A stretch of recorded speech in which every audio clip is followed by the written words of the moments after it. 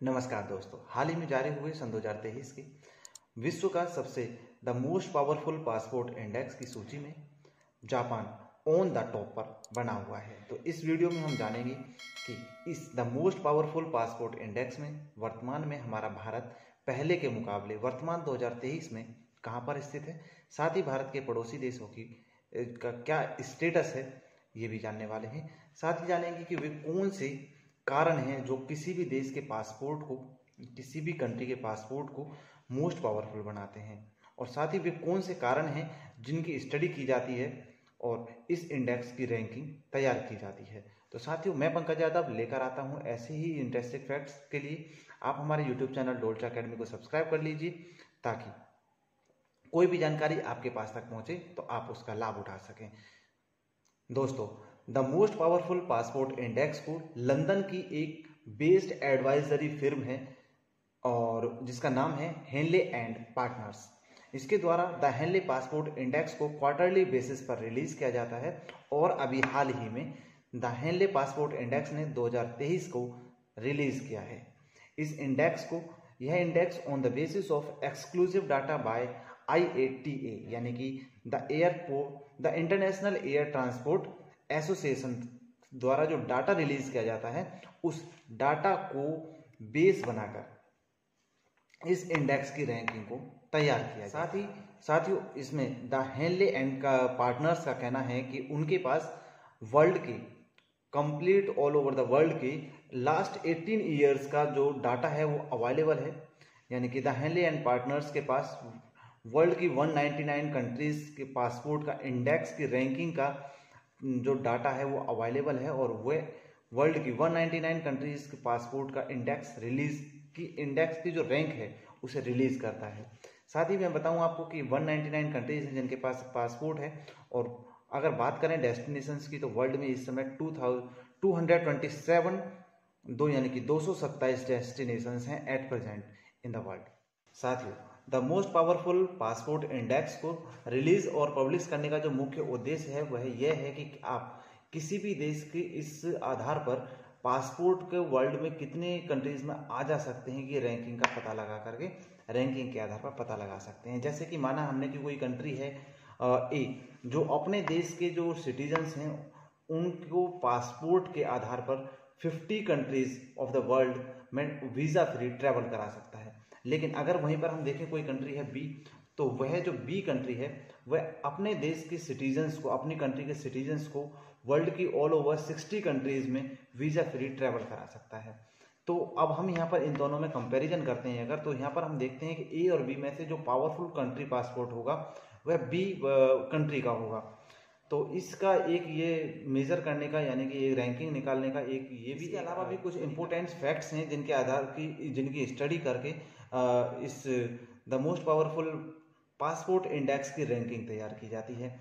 तो according to the Henley passport power score, the world के 6% countries का more than 70% global economy को access करता है। यानी कि डेवलपिंग कंट्रीज अपने देश में सबसे कम वीज़ा फ्री एंट्री देता है, जबकि अगर बात करें हम डेवलपिंग कंट्रीज की, पहले हमने कहा डेवलप्ड कंट्रीज, अब बोल रहे हैं हम developing, there is difference between both, है ना।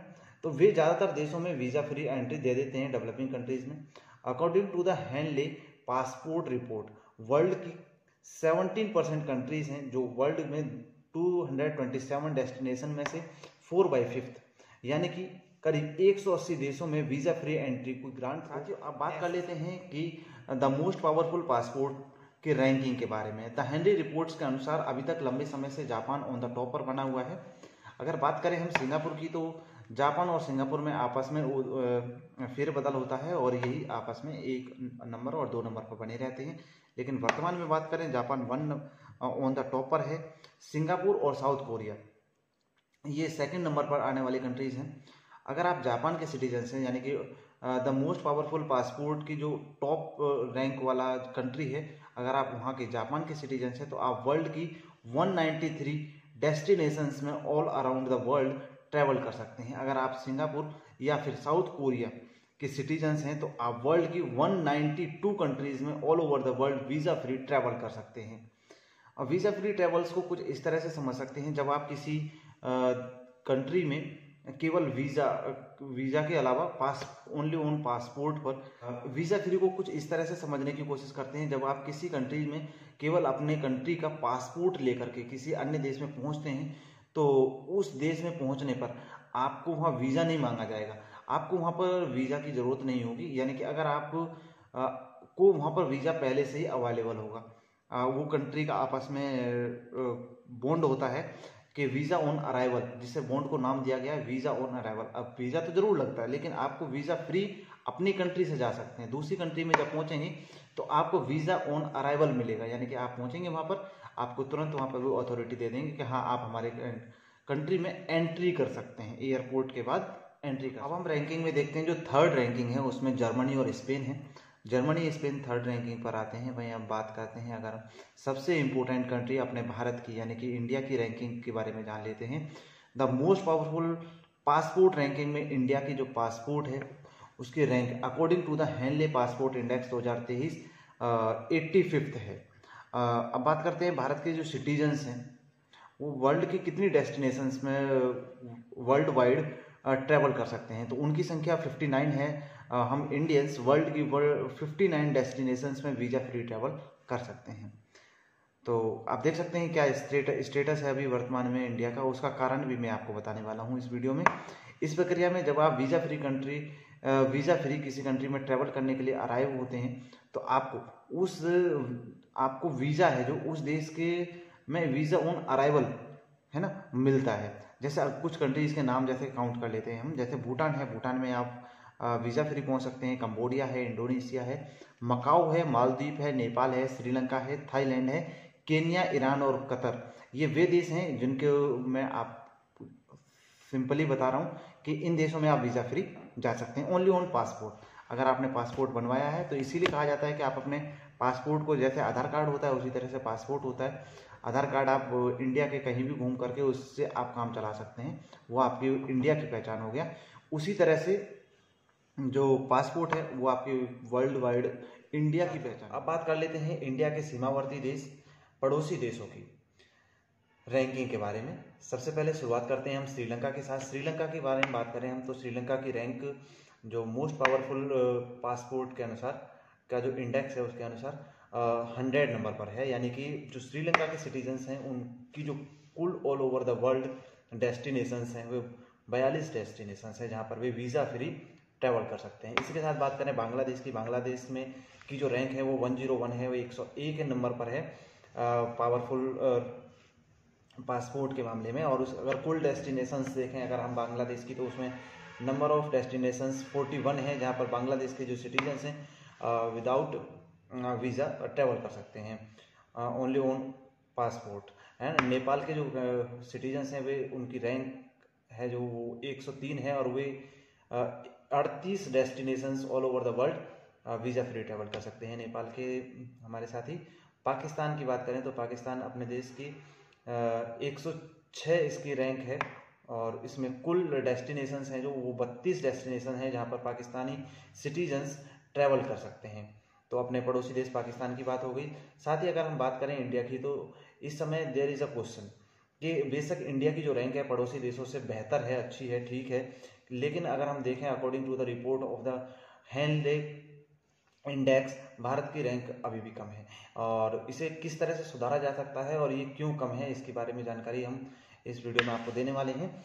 तो इंडिया के जो लो होने के जो वेरियस रीजंस हैं जिसमें अब जो सबसे ज़्यादा इंपॉर्टेंट है उन रीजंस को हम सेलेक्ट किए हैं इसमें। जैसे नेशनल पॉवर्टी एक अच्छा इशू है भारत में और इंटरनेशनल स्टेटस इंडिया का, साइज ऑफ द कंट्री ये भी मैटर करता है किसी भी देश की रैंकिंग निकालने के लिए। पासपोर्ट की पावर के इकोनॉमी एंड अदर जैसे पॉपुलेशन थिंग्स हैं है ना, पॉपुलेशन है किसी भी कंट्री की तो ये भी मैटर करती है रैंकिंग में।